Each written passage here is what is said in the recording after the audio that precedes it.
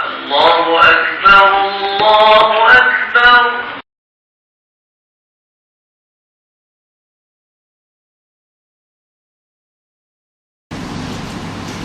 السلام عليكم ورحمة الله وبركاته.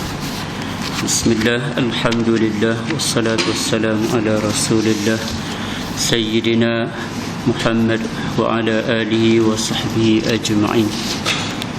أما بعد، أعوذ بالله من الشيطان الرجيم. بسم الله الرحمن الرحيم. إن الله وملائكته يصلون على النبي يا أيها الذين آمنوا صلوا عليه وسلموا تسليما.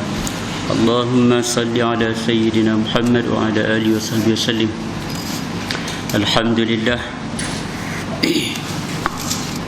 atas segala nikmat yang Allah kurniakan kepada kita. Jadi hari ini sudah 1 Sya'ban. Tinggal lagi 29 hari lagi ataupun 28 hari lagi untuk masuk ke bulan Ramadan. Jadi persiapan itu dia kena mula, sepatutnya mula daripada habis masuk Syawal tu mula dah untuk sambut Ramadan pula. Jadi lah ni pun kita boleh nak mula lagi, nak start menghidupkan Ramadan tu, kita start lah ni lagi, supaya bila mari Ramadan tu sudah sedia dah.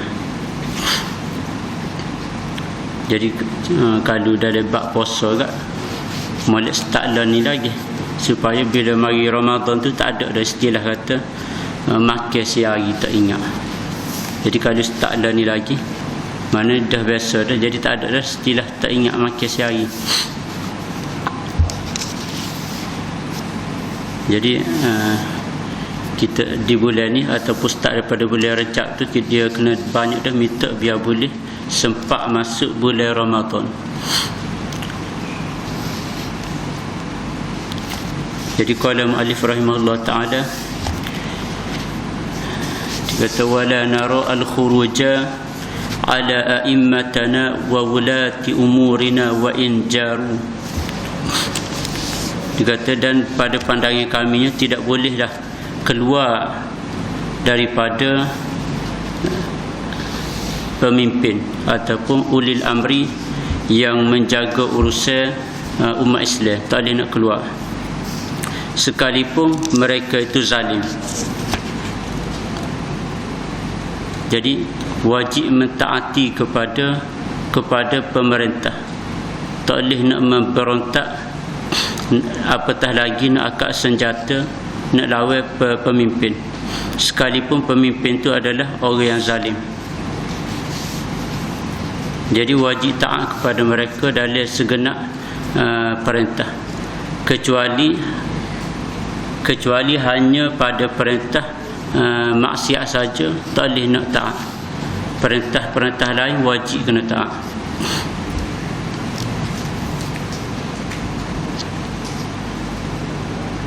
Jadi pemimpin ni dia tidak syarat pemimpin tu maksum, hanya Nabi je maksum. Jadi pemimpin tu buat salah ataupun lebih teruk lagi zalim kat, wajib juga kena taat. Cuma tak boleh taat hanya pada maksiat. Selain daripada tu wajib lagi taat. Lagi pula kewajipan kitanya wala nad'u alaihim, dan juga kita tak bolehlah nak doakan mudarat ke atas pemimpin. Jadi nak doa supaya pemimpin tu mudarat tak boleh juga. Wala nanzi'u yadan min ta'atihim, dan tak boleh juga kita nak lari, nak keluar daripada mentaati mereka, tak boleh juga. Dan wa nara ta'atahum min ta'atillah azza wa jalla faridatan, dan kami berpandangan bahawa mentaati pemimpin itu adalah setengah daripada mentaati Allah Ta'ala sebagai atas jalan kewajipan. Jadi wajib taat kepada pemimpin itu, ada hak dia juga. Dia kata ma lam ya'muru bi ma'siyatin, selama mana mereka tu tidak menyuruh dengan maksiat. Jadi dalam bab maksiat saja tak boleh nak taat. Jadi kewajipan kita lagi, wa nad'u lahum bis-salah wan najah wal mu'afati. Dan kewajipan kita boleh doa kepada pemimpin tu supaya pemimpin tu menjadi soleh ataupun baik, dan juga berjaya, dan juga untuk kesihatan mereka. Untuk pengampunan mereka, terima kemaafan daripada Allah Ta'ala. Jadi boleh kita doa kepada pemimpin, doa-doa kebaikan ataupun keampunan, boleh. Sebabnya bila pemimpin tu baik, dia akan memimpin kita kepada kebaikan. Jadi apa yang pentingnya, kita tu kena, ataupun kita tu kena jadi soleh dulu. Jadi kalau nak cari salah pemimpin tu, kita boleh cari, tapi kita nak ubah orang tu, kita nak ubah diri sendiri pun tak boleh, apatah lagi kita nak ubah orang. Bolehnya boleh nasihat, boleh nasihat, bagi pandangnya boleh bagi pandangnya, tapi nak ubah tu, setara mana boleh ubah tu, kita tanya diri kita sendiri, setara mana kita boleh ubah diri kita sendiri. Jadi nak suruh kita sendiri buat sesuatu kebajikan tu bukannya mudah. Jadi apa nak suruh hati sendiri, orang kata dekat sejekal dengan lidah pun tak boleh, apatah lagi nak suruh hati orang lain. Jadi kewajipan kita, bolehnya doa kebaikan untuk pemimpin dan juga diberi keampunan.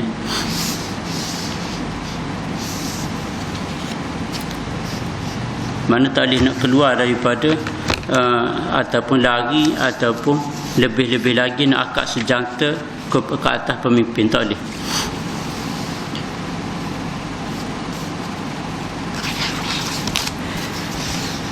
Wa nattabi'u as-sunnata wal jama'ah wa najtanibu asy-syudzudza wal khilafa wal furqah.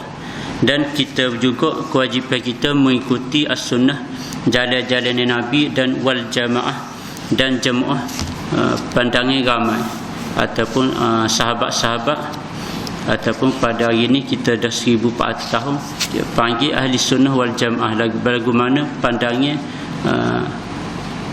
kelompok ramai. Jadi wajib ikut.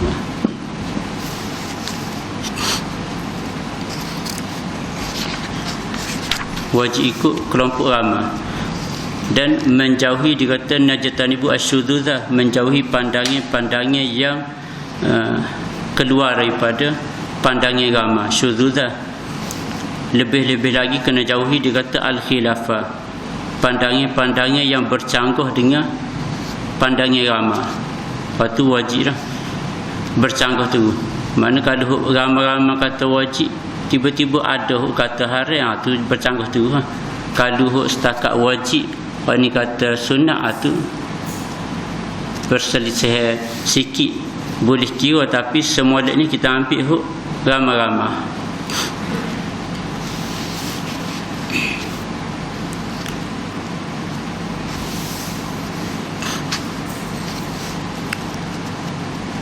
Jadi kena ambil ramai-ramai.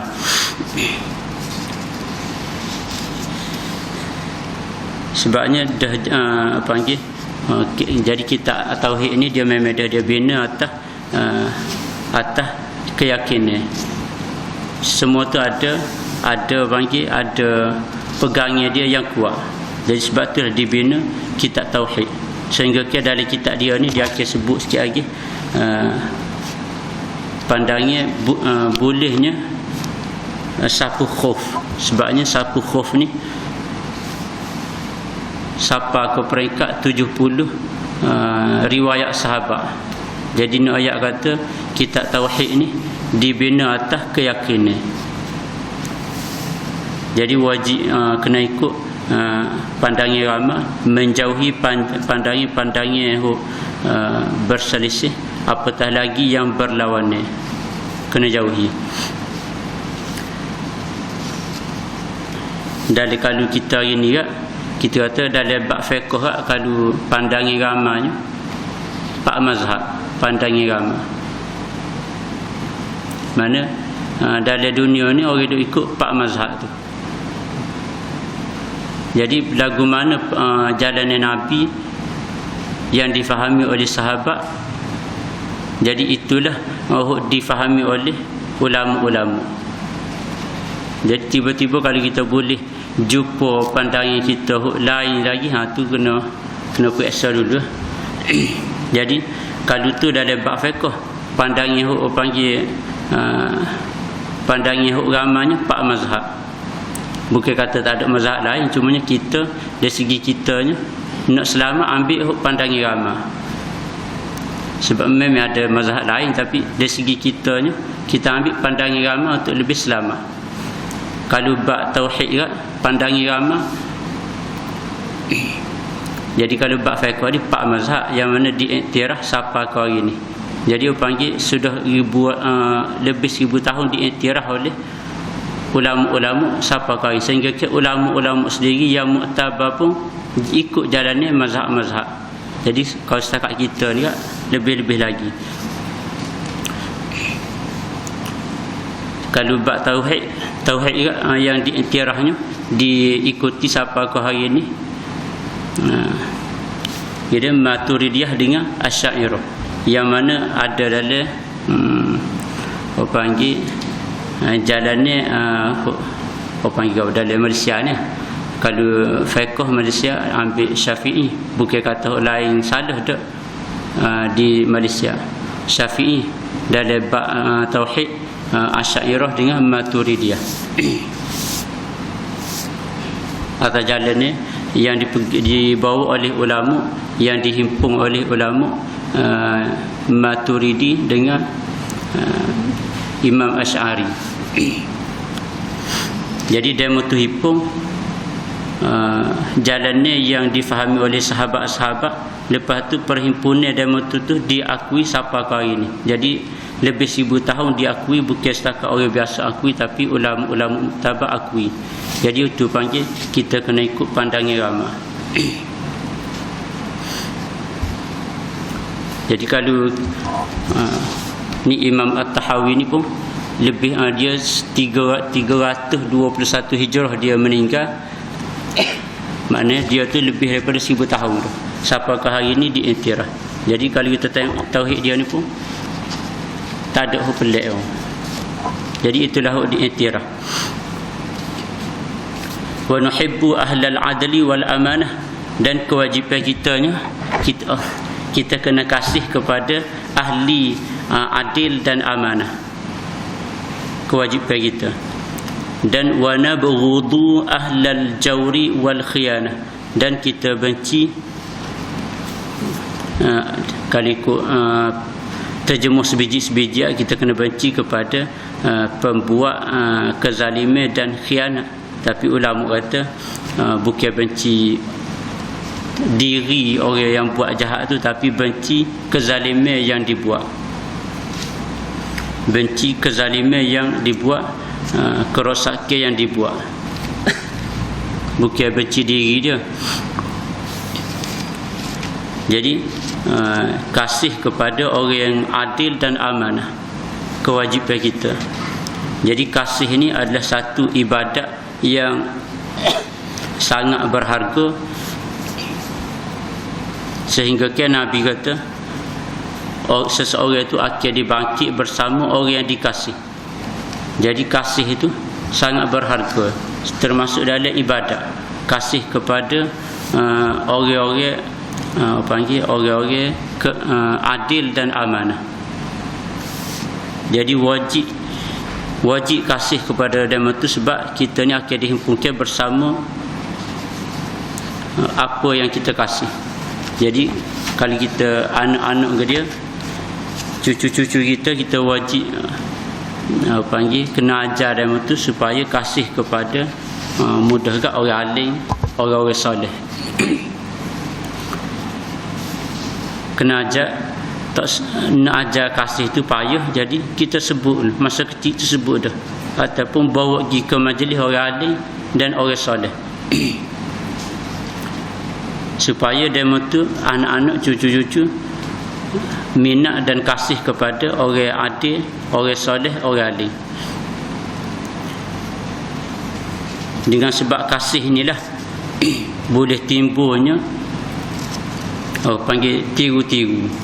Jadi kalau duk ajar panggil kena pemain bola jadi kasih, jadi mula daripada kasih itulah akan timbul tiru rambut, tiru pakaian, jadi sebab tu dia kata kasih ni adalah satu ibadat yang paling berharga. Dengan sebab kasih itulah akan timbulnya huk zahir-zahir huk lain. Nak tahu zahir dia tu lagu mana, tengok pada nak tengok batin dia lagu mana, tengok pada zahir dia. Jadi kaedah ni untuk kaedah kita sendiri lah. Jangan kita guna kaedah ni untuk baca-baca orang ramai, tak boleh. Jadi kalau kita duk tengok orang-orang tu, duk tengok pakai contoh pakai jersey bola, kita kata dia kasih kepada pemain bola, tak boleh. Jadi kaedah ni untuk kita saja. Tak boleh kita nak ajar baca orang lain dengan kaedah ni.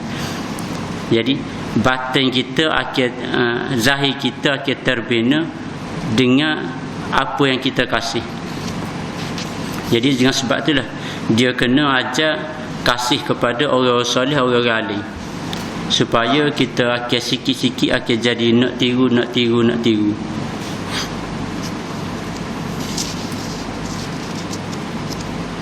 Wa naqulu Allahu a'lam.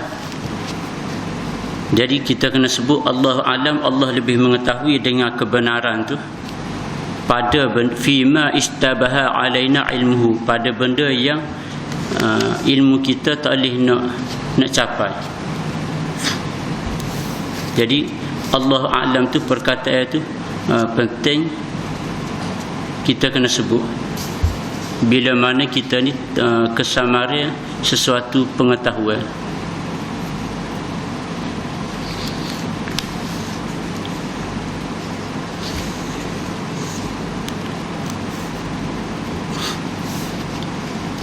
ونرى المسح على الخفين في السفر والحضر كما جاء في الأثر. Dan kami berpandangnya bahawa sapu atas khuf boleh dilakukan di dalam musafir, ketika musafir dan ketika ada di rumah. Tak pergi mana-mana, duduk panggil bermukim, duduk di rumah tak musafir pun boleh guna kaedah sapu khuf. Sebabnya telah sabit di dalam warid di dalam hadis-hadis, sehingga ke sampai kepada 70 sahabat meriwayatkan pasal sapu khuf. Jadi ambil air semaya seperti biasa, sampai kepada basuh kaki tak basuh, kita sekadar sapu atas kurau kaki, sapu atas kurau kaki. Jadi sapu atas kurau kaki tu kita tak sapu pun, tak basuh pun alik tapak kaki, alik tapak kasut tu tak basuh, sekadar sapu alik atas khuf, atas kasut. Jadi kaedah ni sabit, sehingga ke musannif berani masuk dalam bab akidah. Sebab tu bab akidah ni ulama masuk benda huk yakin, huk panggil 100%, ataupun kita dah 100% huk yakin. Jadi musannif tiba-tiba masuk sapu atas khuf ni dalam bab tauhid ini, sebabnya sapu atas khuf ni terlalu ramai sahabat-sahabat riwayat. Pun gitu kita hari ni tak amal sapu atas khuf, tak tahu waswas pegapo. Tapi benda tu sapu atas khuf memang ada sungguh dalam agama. Ambil air semaya seperti biasa, sampai basuh kaki tak basuh, cuma sekadar panggil sapu atas khuf, sapu atas kasut. Itu pun kita kena, kalau dalam mazhab kita mungkin ketat sikit. Jadi syarat-syarat kasut tu lagu mana. Jadi kalau budak pondok ada lagi amal, ataupun orang kata askar-askar polis-polis ada lagi amal, kita biasa tak amal. Tapi benda ni memang ada sungguh dalam agama. Sehingga ke Imam Abi Hanifah ataupun dalam mazhab dia, siapa ke peringkat siapa yang menafikan siapa atas khuf ni boleh terjerumus kepada kufur. Nah, ayat kata siapa atas khuf ni memang kuat sungguh semati. Wal hajju wal jihadu fardani mardiyani ma'a ulil amri minal muslimin barrihim wa fajirihim ila qiyamis sa'ah la yubtiluhuma syai'un wa la yanquduhuma. Dan dia kata haji dan berjihad ni ataupun jihad di sini adalah jihad akad senjata. Haji dan akad senjata ni dua kewajipan, masing-masing itu adalah kewajipan. Berlaku dua benda ni ialah dengan pemimpin. Sama ada pemimpin tu baik ke jahat ke. Jadi contoh kita kata tengok mudah sekali, jihad tu mesti atas panggil seruan daripada pemimpin, bukan atas keputusan kita sendiri.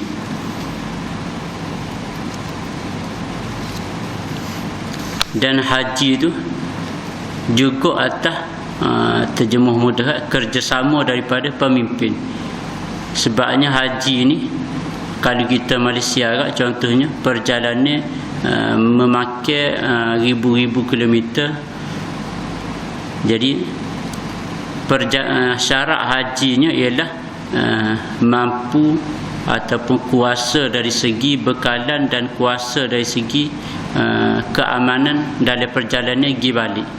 Jadi nak aman pergi balik, dia perlu atas kerjasama antara pemimpin dengan pemimpin. Pemimpin Malaysia kerjasama dengan pemimpin negara-negara lain tu, ataupun dipanggil visa gitu lah ni. Jadi waktu dia kata haji dan jihad ni mesti atas panggil berlaku tu dengan seruan daripada pemimpin. Walaupun kita kata haji tu boleh sangat buat tanpa kerjasama pemimpin, tapi adat katanya mustahil, mudah-mudah nak masuk negara orang.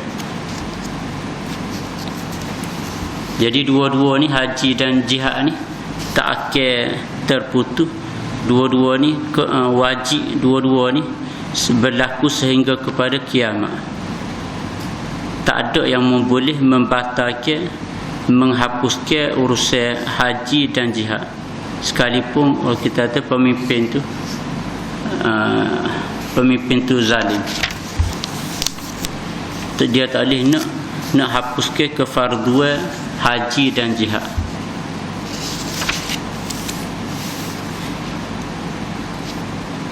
Wa nu'minu bil kiramil katibin fa inna Allaha qad ja'alahum 'alaina hafizina. Dan kita wajib beriman dengan malaikat kiraman katibin.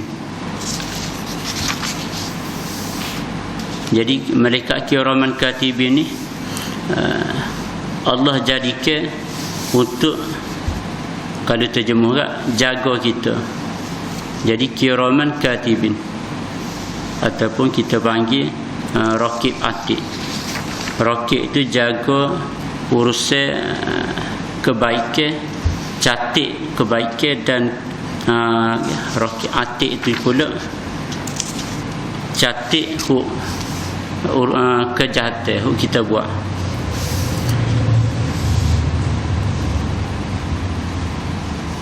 Jadi wajib beriman adanya atas setiap diri manusia tu adanya raqib atid. Wajib beriman setiap diri manusia ni ada raqib atid yang mencatat.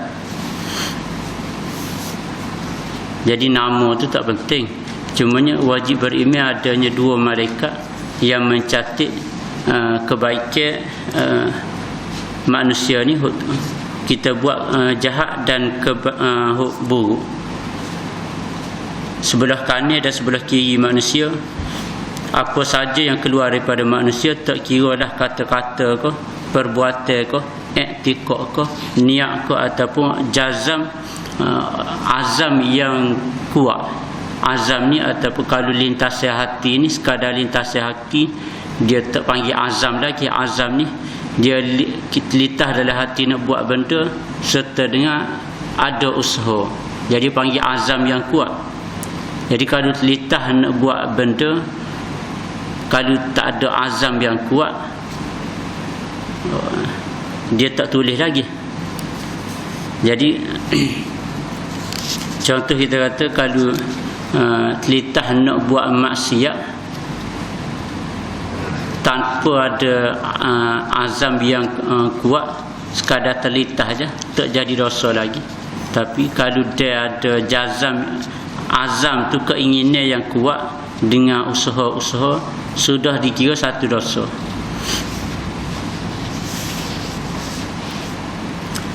Jadi dua-dua malaikat ni dia tak akan berubah start daripada kita lahir sampai ke hingga ke mati. Apabila matilah seseorang hamba tu, dalam kitab ni kata, syarih kata, selepas daripada mati seorang hamba, malaikat ni tetap ada di kubur. Ada lagi di kubur, hijriahnya bertasbih, tahlil dan bertakbir. Mana subhanallah, la ilaha illallah dan Allahu akbar. Dia buat benda tu dan dia catat pahala dia tu untuk si mati. Syarat dia ni si mati tu mati dalam keadaan beriman. Tapi kalulah hamba tadi mati dalam kufur, na'udzubillah, malaikat tadi sehingga ke kiamat akan melaknat si mati tu sehingga ke kiamat, kalulah si mati tu kufur ataupun munafik. Dan malaikat huk ada kiri kanan ni pula, huk kanan tu akan menjadi ketua kepada huk kiri. Huk kiri tak boleh nak catat tanpa keizinan daripada malaikat belah kanan. Jadi malaikat sebelah kanan, kalau kita buat baik, dia terus tulis. Buat ke, kata ke, niat ke, ataupun azam, keinginan yang kuat ke, dia akan terus tulis. Adapun kejahatan tu, sekali buat kejahatan, malaikat sebelah kiri akan minta izin malaikat sebelah kanan nak tulis. Kalau malaikat sebelah kanan kata tak sah lagi, dia tak tulis lagi, dia akan bagi tempoh berapa jam ke, berapa minit ke, dia akan bagi tempoh, tengok hamba tu bertaubat ke tak. Kalau tak bertaubat, barulah dia tulis. Tapi tak sedaknya, selepas dia tulis tu, dua-dua malaikat tadi akan kata, mudah-mudahan Allah bagi kita ni rehat. Maksud rehat sini ialah mudah-mudahan Allah matilah hamba ni, matikan seseorang tadi buat maksiat.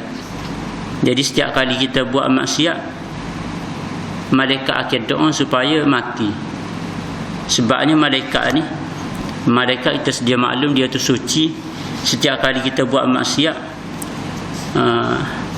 bagi kita tak serga apa, tapi malaikat tu dia boleh bau busuk.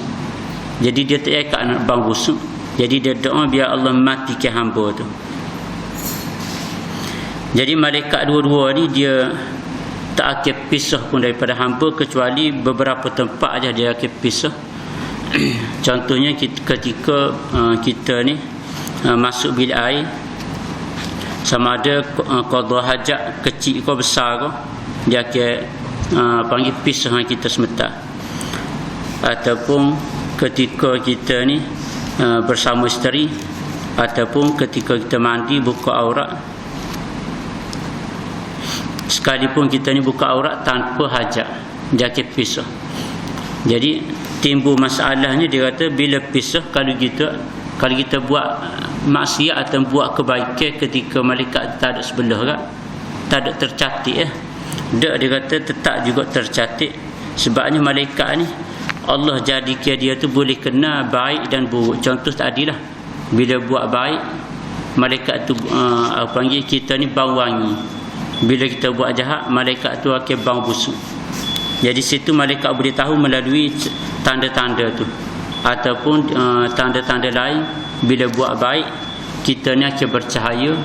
Bila buat buruk, akan gelap gelemak. Jadi malaikat situ dia boleh share. Jadi kesimpulannya malaikat tak akan pisah. Jadi malaikat kiraman katibin ni dia beza daripada malaikat hafazah. Malaikat hafazah ni ialah malaikat yang jaga diri hamba tu. Malaikat kiraman katibin ni dia tu mencatat, beza, takut tukar. Kiraman katibin ni catat kebaikan dan keburukan. Malaikat hafazah ni malaikat yang jaga diri kita.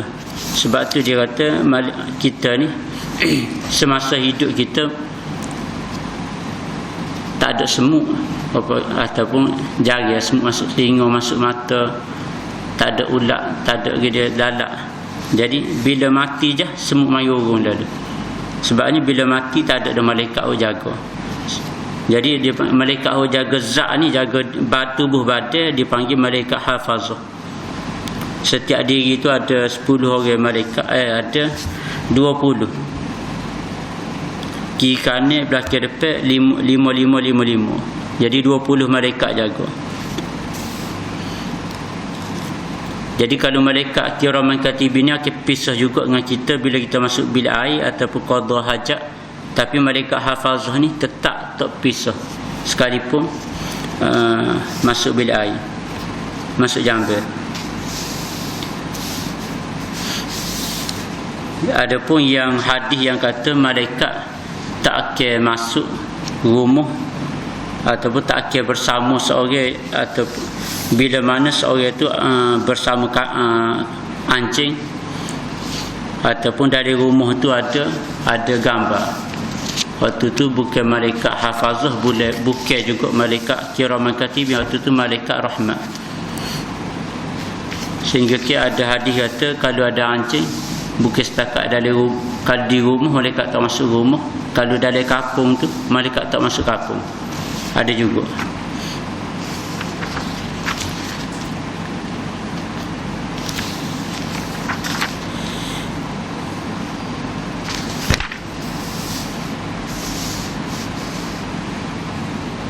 Jadi situ wallahualam, siapa kepada beriman kepada malaikat kiraman katibin.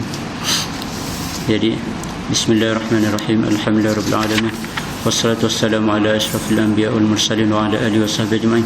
Allahumma arhamna bil Quran, Allahumma akrimna bid-din wa 'ilmid-din wa 'amalin bid-din wa ta'allumid-din wa ta'limid-din. Wa sallallahu ala sayyidina Muhammadin wa ala alihi washabbihi wasallam, walhamdulillahi rabbil alamin.